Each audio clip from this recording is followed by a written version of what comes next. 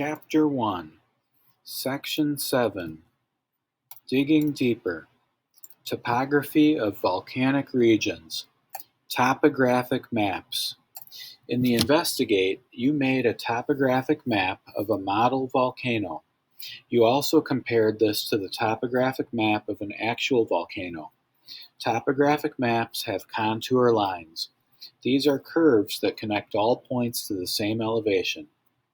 The contour interval is the difference in elevation between contour lines that are next to one another. A topographic map shows how steep or gentle a slope is. It also shows the elevation and shape of the land. Relief is the difference in elevation between the highest and lowest points on the map. The following are some important points to consider when interpreting topographic maps. Contour lines never cross. However, two or more can run together where there is a vertical cliff. The closer together the contour lines, the steeper the slope. Contour lines for closed depressions, such as volcanic crater, are marked with tick marks. There are short lines at right angles to the contour line. The marks point downward into the depression.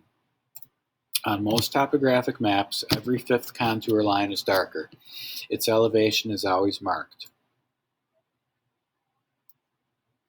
Magma composition. Volcanoes are often pictured as cone-shaped mountains. However, volcanoes come in many shapes and sizes. Ice, wind, and rain can change the shape of a volcano. These changes can take place between eruptions or after the volcano becomes dormant. A large eruption or giant landslide can remove the top or side of a volcano. The chemical composition of magma can have an even greater effect on the shape the volcano takes as it forms. Magma is melted rock, a liquid. Magma may also contain dissolved gases. The most abundant chemical elements in magma are silicon and oxygen. As magma cools, minerals form. Silicon and oxygen are the building blocks of the most common minerals. They are called silicate minerals and form magmas. They are called silicate minerals and form from magmas. One silicon atom and 4 oxygen atoms become tightly bonded together. They form an ion called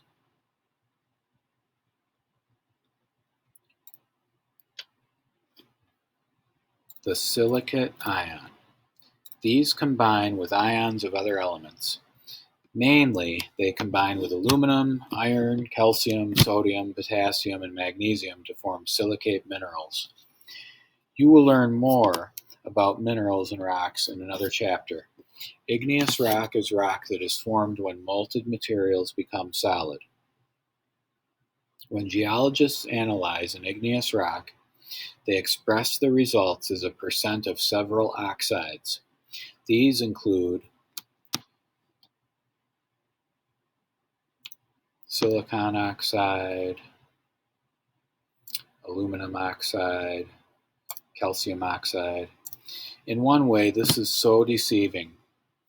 Real oxide minerals are a very small part of most igneous rocks. However, it is just a generally accepted practice. Because silicon and oxygen are the most abundant elements in magmas, the oxide, silicon oxide, is called silica, the most abundant oxide. The percentage of silica in magma varies widely. This is important to know for two reasons. First, magmas rich in silica tend to have more dissolved gases. Second, silica content affects how easily magma flows. Magmas that are rich in silica do not flow nearly as easily as magmas that are poor in silica.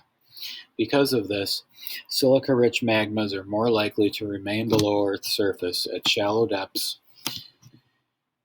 rather than flowing freely out onto the surface.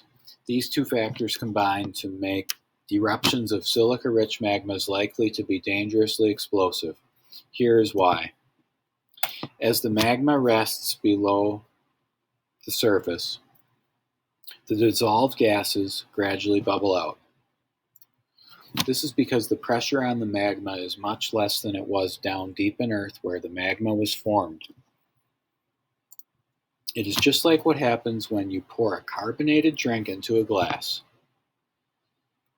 The carbon dioxide is dissolved in the liquid. The carbon dioxide dissolved in the liquid gradually bubbles out of solution. Unlike your carbonated drink, however, the magma is viscous. The bubbles cannot readily escape. Viscosity refers to the property of a substance to resist flowing. Instead, the bubbles build up pressure in the magma. This often leads to a violent explosion. Table 1 shows how magma properties relate to magma composition. Okay, properties of magma related to magma composition. Low silica, medium silica, high silica, and then for each composition it gives you the content, the viscosity, the tendency to form lava, the tendency to erupt explosively, the melting temperature, the volume of an eruption. Okay. So with the higher viscosity, there's a higher tendency to erupt explosively. With a lower viscosity, there's a lower tendency to erupt explosively.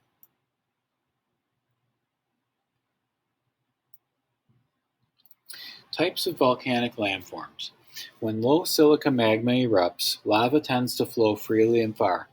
If it erupts from a single opening or vent, or closely spaced vents, it forms a broad shield volcano, as shown in Figure 1. In Figure 1 shows volcanoes such as these are called shield volcanoes because they somewhat resemble a warrior shield.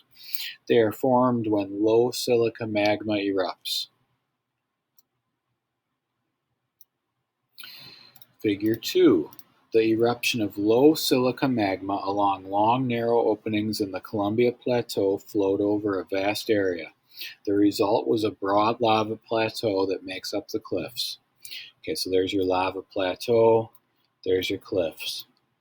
Silica-rich magmas are far less fluid. They often stop moving before they reach the surface. If they do reach the surface, they ooze slowly, like toothpaste squeezed out of a vertical tube. The viscous lava forms volcanic domes with steep slopes, as shown in Figure 3. If the volcano's vent gets plugged, gases cannot escape and the pressure builds up. The pressure can be released in a violent eruption that blasts pieces of lava and rock, pyroclastics, into the atmosphere.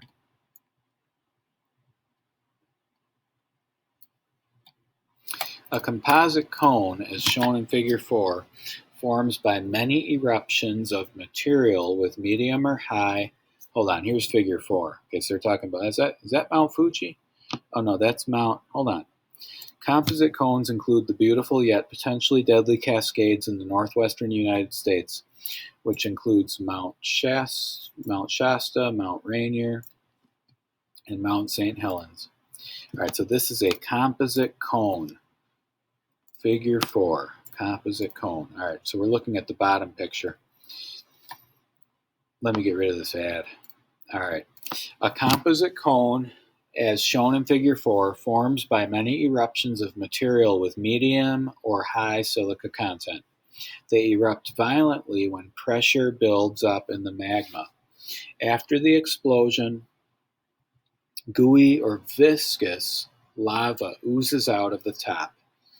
The volcano becomes quiet. Over time, pressure may build up and repeat the cycle. Composite volcanoes are tall and have steep slopes because the lava does not flow easily. When a very large volume of magma is erupted, the overlying rocks may collapse. The collapse produces a hole or depression at the surface called a caldera, and that's shown in Figure 5. A caldera is much larger than the original vent from which the magma erupted. Okay, so we need to go down to see Figure 5. Calderas are deceptive volcanic structures. They are large depressions rather than conical peaks. Oregon's Crater Lake, formed nearly 7,000 years ago, is an example of this type of volcano.